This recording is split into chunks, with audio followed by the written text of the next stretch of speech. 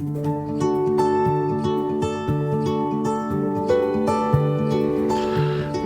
we're back for more fun and excitement with the build. I haven't been doing a whole lot with it. We're waiting for parts to show up. As I talked about in the last video, I think I did, with these grab irons, I need a set for the front. Excuse me. And I ordered a set, but they were way too fine. They would have looked kind of goofy being two different sizes. I mean, not that anybody would really notice it, but I thought, why not just go to the manufacturer of the locomotive itself, of the toy itself, the model. So I've got them coming. They shipped out on the 12th, I believe it was, which is today. Today's the 20th, 21st of February. So they've been on the road for, almost 10 days now. They're stuck in Philadelphia because of all the nasty weather. So hopefully this week we might see them, and then I can do some drilling, get you in the field of view here. I'm looking at the model, not the camera. Do some drilling, those 5 little holes, and get those mounted up. I've been trying to see how I can pull these out, because I'm going to possibly need to remove them to paint this thing. But they got them wedged in there really good. They're not glued. I think they're just pressed in really good. And I think what I'm going to wind up doing is taking just a little bit of heat to, it'll soften up the plastic around them just enough where I can pull them out. I'm not worried about the top grab iron, just the steps. I have an idea for a paint scheme for this thing, so we won't go into that just yet, but I'm going to need to get underneath those grab irons. I've glued this piece on. The nose is now glued onto the chassis. It fits fairly well. I've got a few gaps. I don't know if it's picking up on the back side here. There's a bit of a gap. I got a little bit of a hole up top there we need to fill yet. The bottom is pulling up just a hair, but I'm not going to worry too much about that. The front of the chassis is looking alright. A little bit of a gap on this side. I got it fitting pretty good on the engineer's side, which was the bad side before.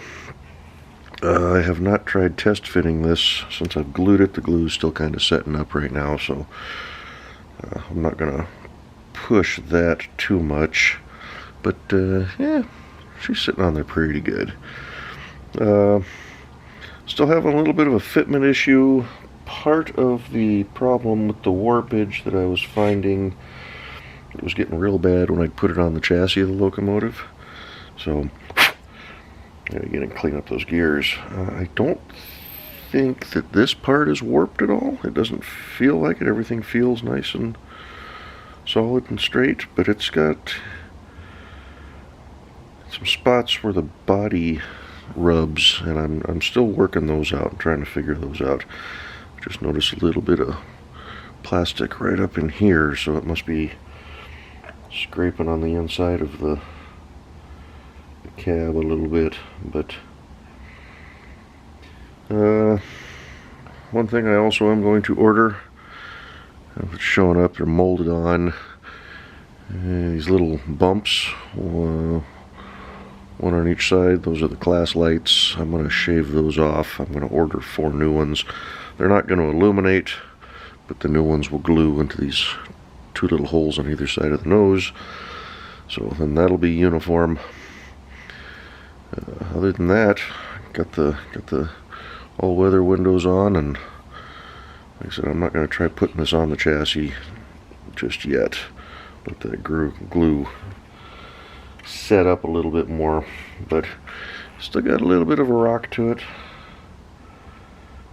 I had some weight on this thing as I was gluing it down, so hopefully things will sit right. But yeah, once you get the body on the chassis and fully press it down, it seems to straighten itself up a little bit, but just not quite sure what's fully going on with that.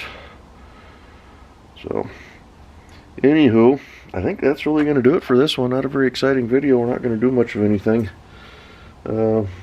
Basically, like I said, I want to try to pull these rails off, and then possibly in the next few days here, start throwing some primer on this thing, get it all uniform gray.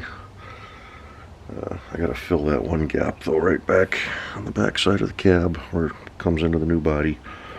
That'll be easy enough. Just a little piece of plastic, shove it in there.